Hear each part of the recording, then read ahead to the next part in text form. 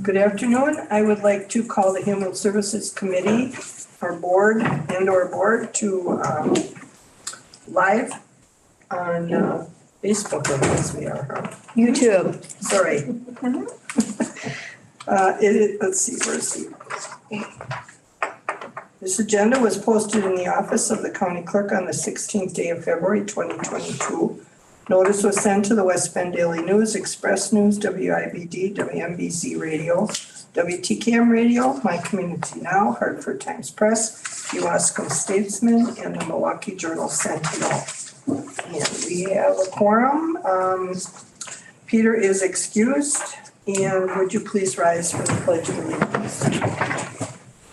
I pledge allegiance to the flag of the United States of America and to the republic for which it stands, one nation under God, indivisible, with liberty and justice for all. And our first item is the consent agenda. I would entertain a motion to approve. So moved.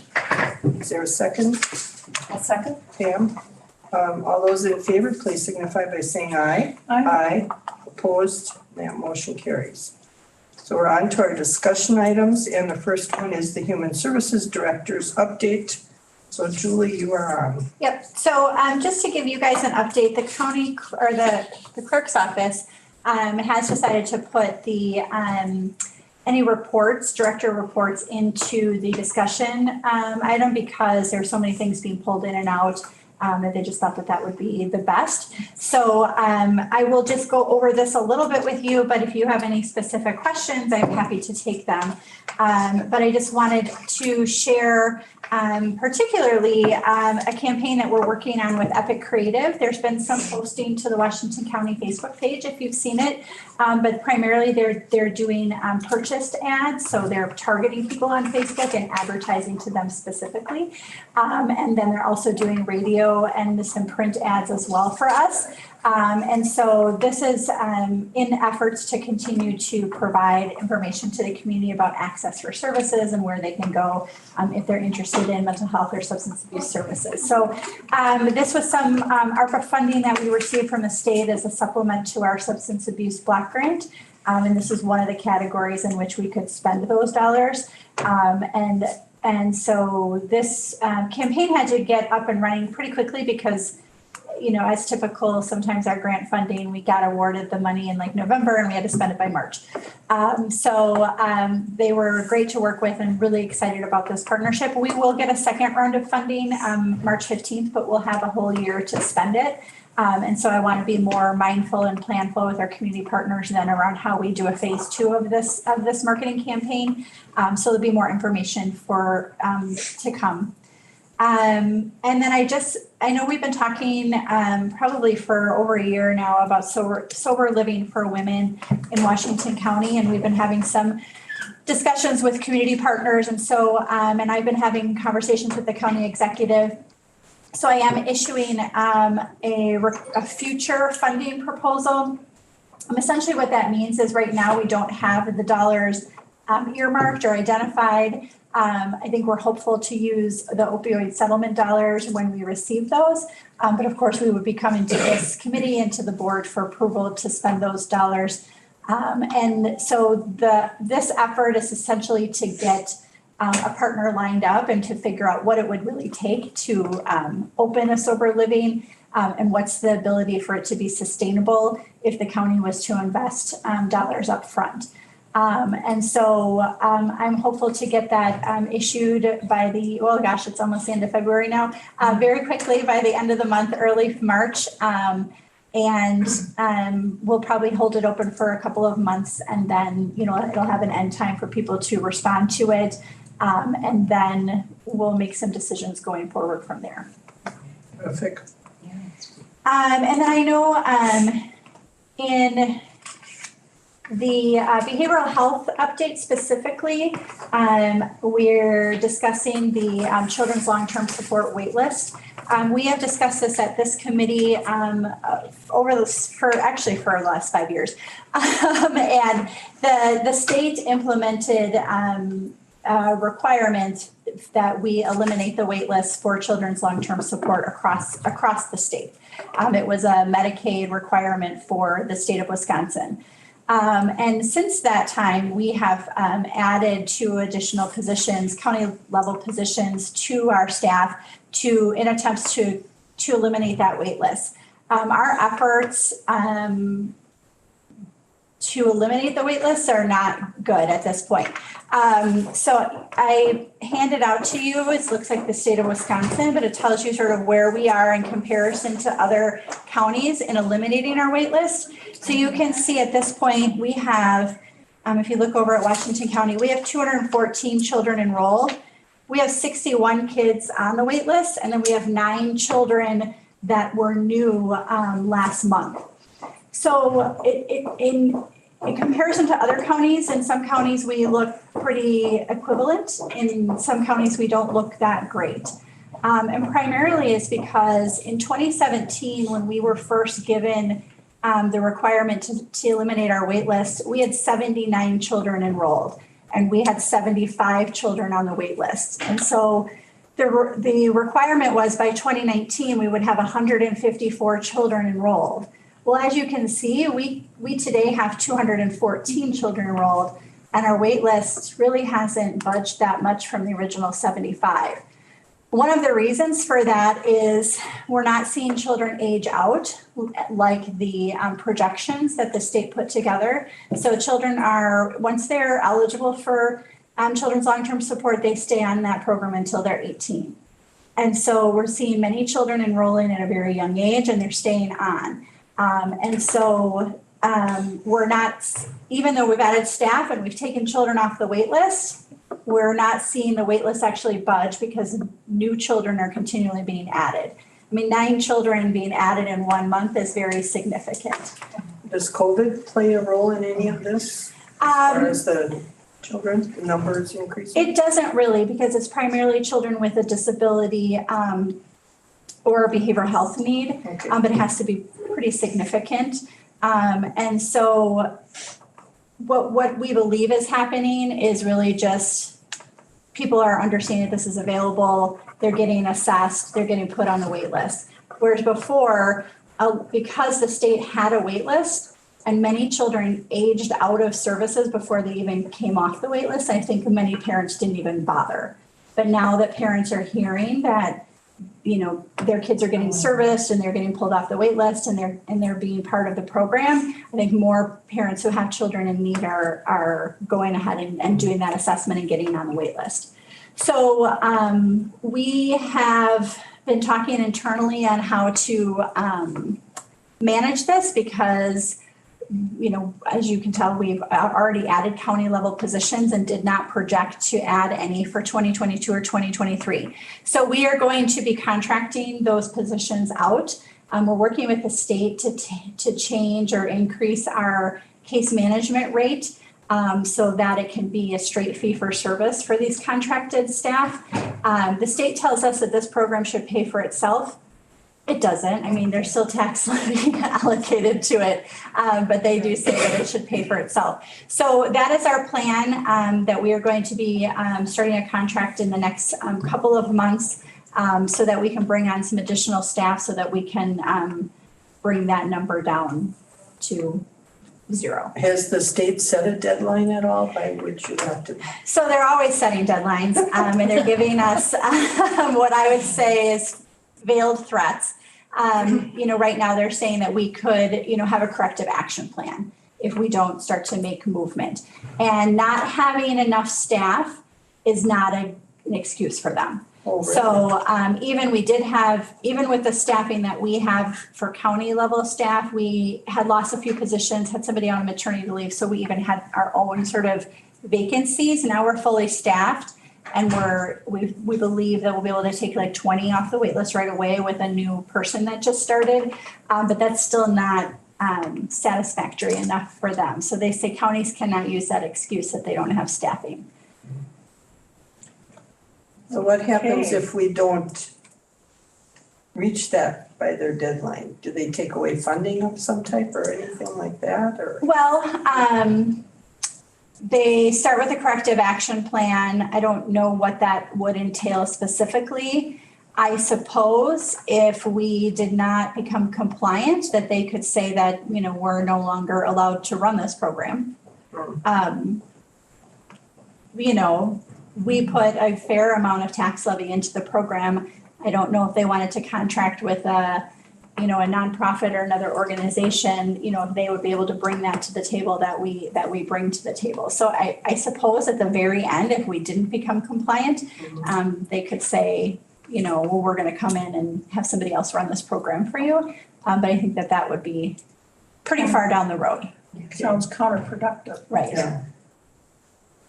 So part of it is that, I mean, the state of Wisconsin was not compliant with Medicaid, and that's why you know, this waitlist elimination plan had to become a priority because they are getting sanctioned. And so, so obviously they have their own, you know, they want to see all the children that need services to be served. So. I think that's what everybody wants. Right.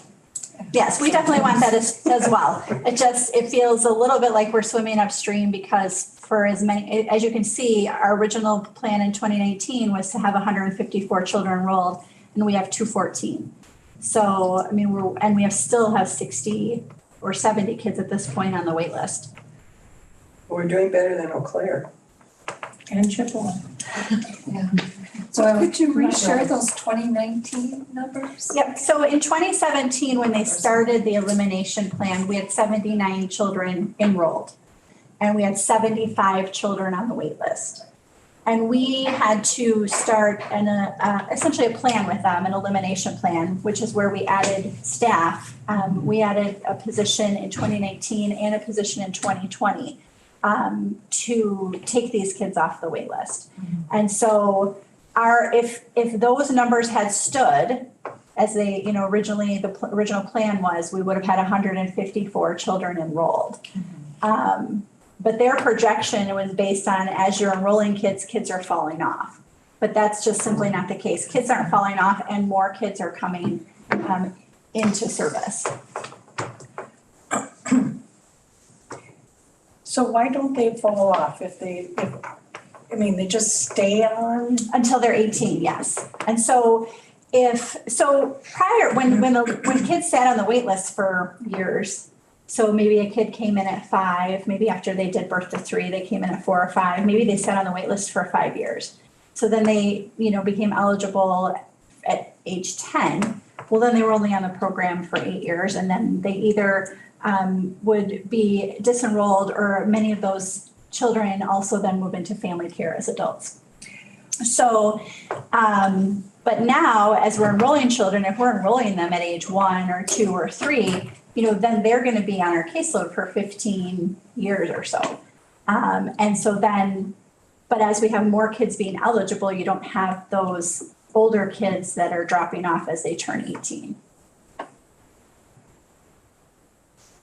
So what determines who's on the wait list and who's enrolled? So anybody who's enrolled is somebody that we've pulled off the wait list, that we've done their paperwork and that they're actually getting services. And so the Children's Long-Term Support Waiver essentially authorizes services to support children with special needs. And so based on their care plan, then we authorize those services and it is paid for by Medicaid through a third-party administrator. And so those things, sometimes it can be as simple as just respite for parents who need some time to be able to, you know, do some basic grocery shopping and things like that when they have a child who's very needy. We do have a lot of children who are doing like a therapy, equine therapy. We have kids who are getting, you know, mentoring.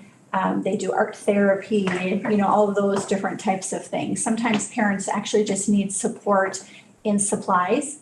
If they have a child who's, you know, 10 and is still, you know, wearing some level of sort of depend type of things, and those supplies can get very costly. So the waiver can pay for those things as well, just to help those parents out with the cost of their child's needs. is the wait list, is that just a timing, say, I signed up on Monday and then Supervisor Gundren signs up on Tuesday, so then Yep, they're in even though order. maybe her needs might be, higher level or stronger or more urgent. No, it's I in would the still- level. Yep, It goes by level. yeah, or the timing in which The you timing, signed up. okay. So when we, as I said, we had a new hire, she's pulling kids off the wait list. She can only, you only do it as fast as you can, right? But So how she'll, long does that take approximately?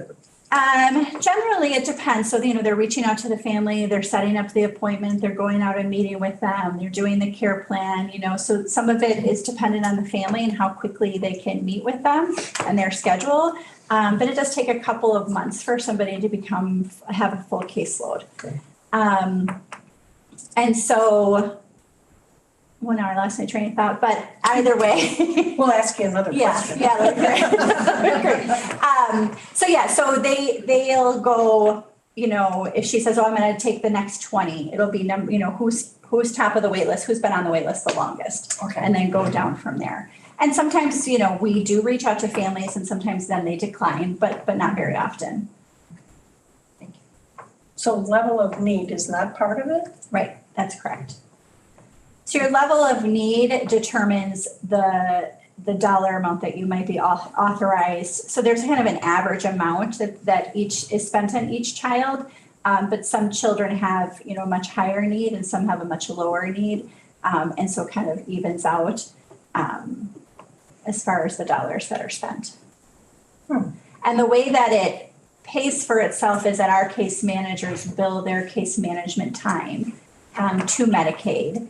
We set a rate with the state every year. And what they're working on with us right now is to increase that rate so that we can turn around and give that rate to a community partner to make it worth their while. Because what we are seeing with some of our external contracts is it's not really as cost effective as it used to be to contract externally, because they're having the same struggles we all are. They're having to increase their salaries and their benefit rate. And so there was a time, maybe, in the last 10, 15 years where if you contracted out, it would be more cost effective for the county. And now we're seeing in some ways that it's kind of costing the same, whether we hired somebody or whether we contracted it out. And so that rate for them has to be right for them, for it to be lucrative for them and for us to not put any tax levy to it. Has Medicaid set that rule, is that you take a child as first come, first served basis? Yes, those are all set rules by through Medicaid and then through the state of Wisconsin. There's a very thick handbook on how to run the program. So do you see maybe in the future coming back to this committee and asking for budgeting for an additional position again? We've talked about it. So it's definitely been, do we go, and ask for more staff or do we contract it out, right? Because when you contract it out, you lose a little bit of oversight, right? Because, and you add on layers of work and complexity for our staff to be managing staff that are contracted. But then we do believe that there's going to be some sort of tipping point where this evens out, right? Okay. And so then what potentially happens is there could be a point when the caseloads then drop, right? And then here you have all these staff. So one of the benefits of contracting is that if the caseload drops, then we can just decrease our contract. And so I think at this point, we're going to go forward with this mixture of county and contracted staff and then and sort of see where we're at after. Our primary goal right now is to eliminate the wait list. Yeah. And so, then we can kind of assess where we're at over the next couple of years and determine, if we see those caseloads, sort of that's stable and that's what we're seeing, and we see more benefit in having it be a county position, we could come back or do it through the budget process. Okay, yeah, or the ages of the children too, I was wondering. Yeah, you say they're starting younger, so do we have whatever, maybe 100 of them are, 10 and under. Right. And only maybe 10 are, close to 18. Yeah, so once we get everybody enrolled and we look like, say, Jefferson County, right, or even Dodge County, then we'd be able to do more projection, right, of like where kids would be falling off and then how you add on just a few numbers.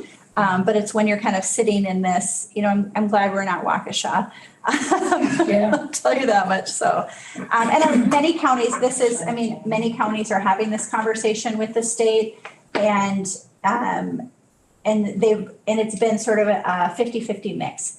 There's been some counties who hired, I think Winnebago County maybe hired like 8 staff. And then other counties are doing it all contract. So there's a mixture of how each county is approaching this. Okay, any other questions on this one? Did I do that? No, did it move? And then financially to contract versus have them be a county employee, difference, not that significant? It really depends. What I'm starting to see is the cost is pretty similar. Because, like I said, they have to pay their staff too, to be able to recruit. And we also get into this, county staff are making this much and contracted staff are making this much. And, you don't want to create that unevenness on teams and things like that, so. Anything else? Okay. Any other questions about anything else that was in the report?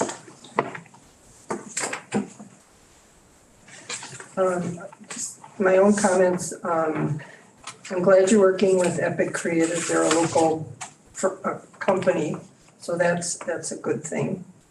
The drug treatment court, everything in here was so positive. There was a lot of good information for us that we needed, even though we don't have any action items on this agenda. These reports have been very enlightening, so I think the whole board appreciates that. I love the gift drive for the children, Shop at the Cup. All of this was good stuff. Any other questions or comments on the rest of Julie's report? Okay, and we'll go on to the Samaritan Director's update. Well, Taya's not here today. She texted me. They're in the middle of about to go live with their new electronic health records. So she was feeling very pressed to want to continue to work on that. And since her report was very short, I told her that I could pinch hit for her. So just wondering, I don't have anything specific to say, but if you guys have any questions. Any questions on that? And it appears that the COVID was with staff, not so much the residents, from what her report said, right? We had 4 residents that tested positive, but we were able to, separate them and quarantine them. But yeah, mostly it was staff. What is the current visitation policy for Samaritan? In regards to Visitors coming. So visitors are allowed, and we ask them to mask. And I don't know if you guys want to jump in and help me out at all, but during COVID outbreak, we still do allow visitors. We have to screen all our visitors in when they come. So if we do have a COVID outbreak, there is a question that says you are aware we're in a COVID outbreak and understand your risk of entering. There's a fact sheet that explains what can happen if you get COVID. And then during that time, they have to wear an N95 mask, face shield. And we highly discourage it, but we don't tell them they can't come in. Okay, that's nice. So it's still open visiting. And we have been also providing the N95. So those are when people come in and they do the screener, the N95s are right there for people to then utilize. That's very nice. Okay. Anything else on that report? All right, we'll go to the next item is Samaritan's write-off report follow-up. So this was just as a follow-up to your request from last month to have just a little bit more information about those write-ups. So Tricia put that together in a report for you. She's here to answer any questions that you might have specifically regarding that. I think she did a very good report, so. I don't see any hands raised or voices. No, I appreciate the explanation, because the 12,000, of course, that popped out of this. And I thought, Right. And And I'm sorry I couldn't be here. it looks like there was a lot going on here. Yeah. Right, well, and you have to take into consideration too, and it's a rare case now, probably more than ever, where you come into rehab, you have an apartment at home, and then you're told you can't go home. You don't come into a building going, oh, I'm gonna have to empty my apartment and I can't go there, and I have no family to help me, or they're out of town, and then to try and get, I'm struggling right now, my mother-in-law is in assisted living and she's not doing well, but the immediate family doesn't see it. Again, I'm in the business, so I can see it easier, but it takes a long time to get the family to understand. Yes, we know mom wants to go back to her apartment, just physically she cannot. And by the time you sometimes get them to, okay, we'll do this. It takes years. I know.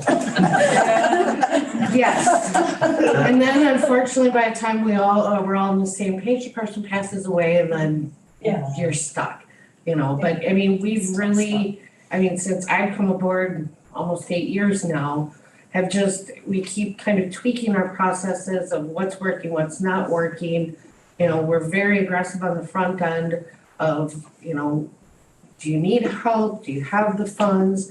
But then once we get into those gray areas, now we're kind of using social services a little more. Because it's Tricia, don't answer the phone, it's Tricia. Where, it's the social worker, I'll take that call. Where then they can, I'm asking for more help earlier, where before I'm like, I got it under control, we get it, So kind of being a little more proactive at month 2 versus month 6. But, it's hard sometimes when you're in that gray area of, we're going home. Okay. I hope you can someday, truly. Okay, any questions or any further comments on that? Okay, nice job. Thank you. All right, then the next one is the Washington County Memorial Day Flag Endowment. You're on, Kurt. All good news, right? Oh, wonderful. All good Yes, news. yes. You want me up here? Sure. You don't have to shout from back. Yeah, I don't have much more to add other than what's in my report. But yeah, we're really excited about it. And we found a new flag vendor, so we actually cut down some costs in addition to this. So we ended up, we were at 95%, I think that's still in here.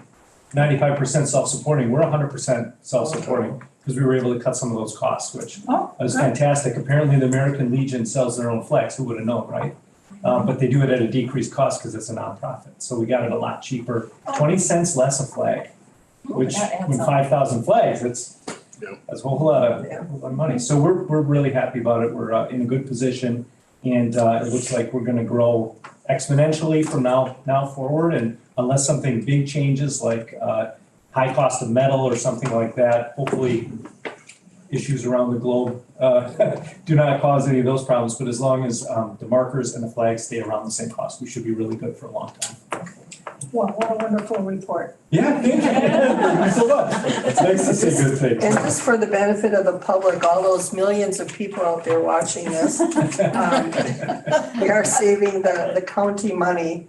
It used to come off the levy and it was around $6,000. That's a small amount when you look at everything the county does with dollars, but it's still a benefit to the taxpayer, although I don't think anybody would ever regret having spent that money in the past. But I'm very grateful to our county exec as well as our county board chair and our county clerk for helping along with this whole process, so, and their donations, so that's wonderful. Thank you. Thank you. And I do just want to say kudos to Kurt, who really spearheaded this, and this is very innovative way to fund something that, previously we just had on the county levy. And yeah, it's a great thing to support. But to do this, last year there was some fundraising that was done, and then, this year to do this endowment, it's very innovative and self-sustaining, and I know Kurt did a lot of work on it.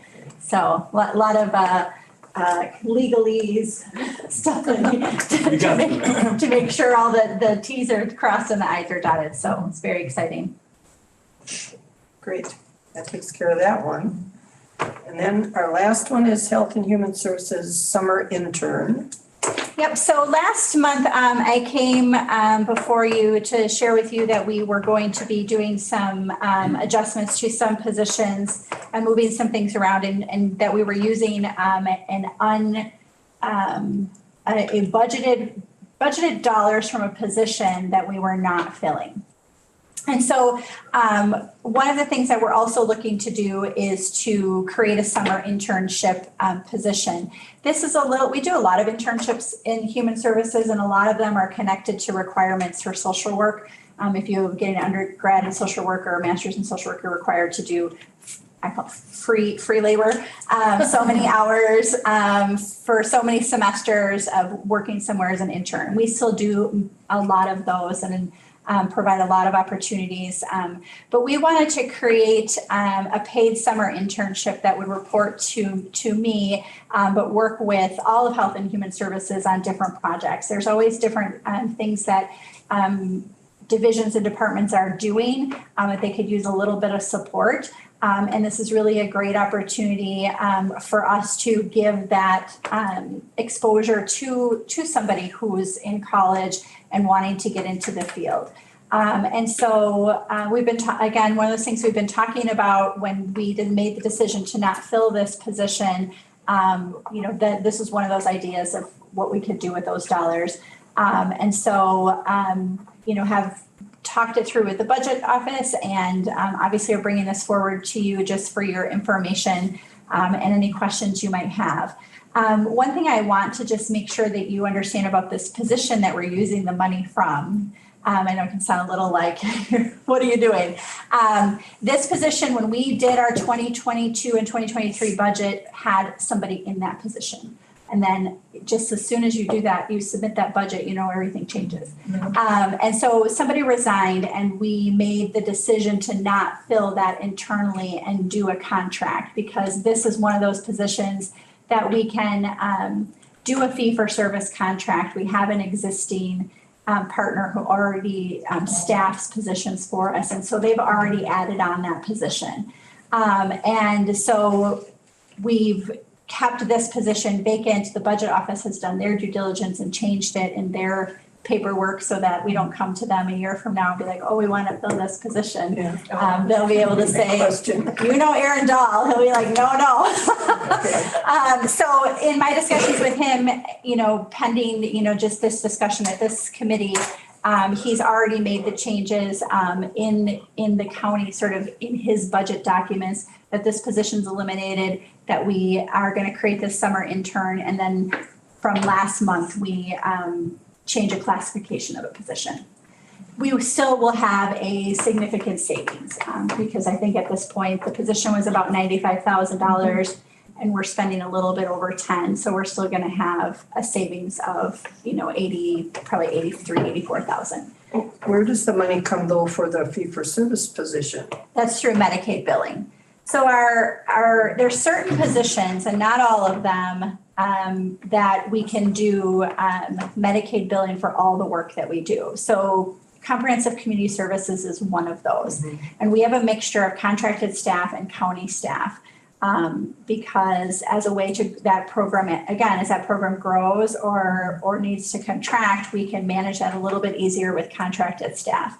Many counties do primarily all contract. We see a lot of value in having a mixture because we want to have, the county staff with the expertise and the oversight of the programming. But then we contract, and we primarily at this point contract with Elevate and Professional Services Group. And then they hire the case managers that are housed with us, with our team, and they're working together as a team.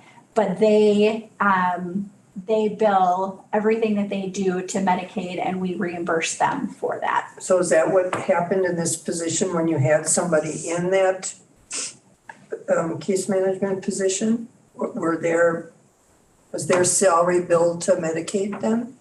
So we do, yes, the county person, correct? Yeah, Yes. So we do offset their salaries by billing Medicaid. Okay, And we set benchmarks for productivity for that billing. But it does not pay, it doesn't pay 100%. And this is again where we'll start to get, we're starting to get into the cost effectiveness. Right now, that program and our contracts with Elevate and Professional Services Group, it's more lucrative for them and for us for them to do fee for service because there's no skin in our, if you bill 100 units, you bill no units, like that's what you do. So it's kind of on them to hold their staff accountable for it. There could be a day where they could come to us and say, well, the Medicaid rate doesn't pay enough. And we'll have to cross that bridge, when we get there. But at this point, and they're allowed to have a 5% profit. So, okay. and they have that built in. All right. I was a little concerned about this because I was thinking that if you didn't fill that position, that money would go back into the general fund. That you can't, it's almost like, okay, we had this amount, we decided not to fill it, but where else can we spend this money? Yeah. And that's what was a little concerning to me, so I appreciate that explanation then. Yeah, and I don't think that you're totally off. It is always a strategy conversation that we're having internally around what do we really need? What do we want to be doing? What are we trying to do? And then where can we get the resources for that? And invariably, I will tell you, every time we finish the budget, I have supervisors coming to me with, well, I want to what if we did this, right? We literally just finished the budget. And so what will be interesting is with the biennium budget, as we want to make some of those changes, which is why, it could get very confusing because I don't know yet if we're going to reopen the books, or I'm not sure. The budget office hasn't decided. But I think that that's where the budget office is being very prudent about making sure that they're tracking all this, because we want to be able to say, well, what did we do and how did we do it? Because we'll be making these changes or requests in the middle of a budget year. Because normally, right, we would say, well, you know what, let's just wait. We'll do that next spring or whatever, but now, and they literally come to me the day after the budget's closed. Well, I'll honestly say this is one area I won't miss at all. Budgets. And tracking who's who. I thought I was done with that 10 years ago with budgets, and then I got on the county board again. All kind of. Okay, any questions for her on this one? No, thank you. Okay. Well, as I said, there weren't any action items, but I really believe that reports like this, and so many of them were positive and uplifting as far as I'm concerned, really help this board know that we are doing what we can for those people in need in Washington County, and that's what we're here for. So I applaud all of you for the reports this month. They were very good. Yeah, thank you. And then, I'm better able to share the resources that are out there too, or to articulate what's all going on. So truly appreciate it. Good, thank you. All right, our next meeting is March 23rd on a Wednesday again. And there being no further business before the board, we stand adjourned. Thank you, everyone. Thank you. Excellent, Jeff. Oh, stop.